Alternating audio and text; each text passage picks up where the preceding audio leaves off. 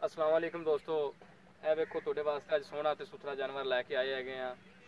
ਤੇ ਜਾਨਵਰ ਹੈਗਾ ਜੀ ਪਹਿਲਨ ਝੋਟੀ ਹੈਗੀ ਹੈ, ਪਿਓਰ ਨੀਲੀ ਦੀ ਝੋਟੀ ਹੈ। ਚੋਰ ਕੁੰਡੇ ਸਿੰਘ ਨੇ ਕੈਮਰਾਮੈਨ ਇਧਰ ਸਿੰਘਾਂ ਲੈ ਲਾਓ ਜੀ। ਕੈਮਰਾਮੈਨ ਇਸ ਤੋਂ ਬਾਅਦ ਇਹਦੇ ਥਣ ਦਿਖਾਓ ਜੀ।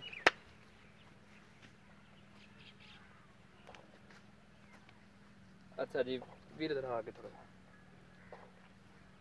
ਇਹ ਝੋਟੀ ਤੁਸੀਂ ਦੇਖ ਰਹੇ ਜੇ ਪਹਿਲਨ ਝੋਟੀ ਹੈਗੀ ਜੀ, ਸੋਹਣੀ ਤੇ ਸੁਥਰੀ ਝੋਟੀ ਹੈਗੀ ਹੈ और माशाल्लाह सील भी हैगी, जिस तरह मर्जी हाथों खिलाई रखो, कोई टेंशन नहीं गी। ते आ दोस्त अपने हैगे ने इन्हां दी मझ हैगी जी।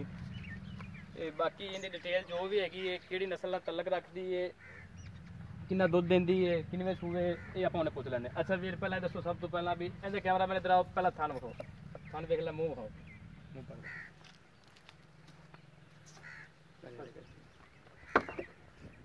तो खाज दी।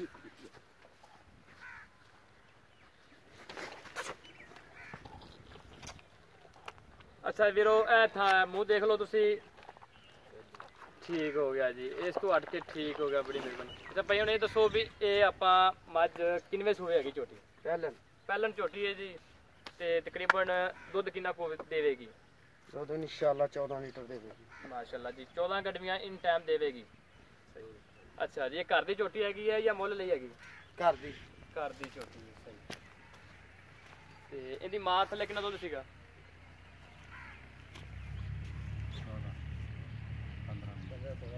15-16 लीटर। अच्छा जी, इनकी मां थले हैगा सीगा 15-16 गड्डियां दुध दियां जी।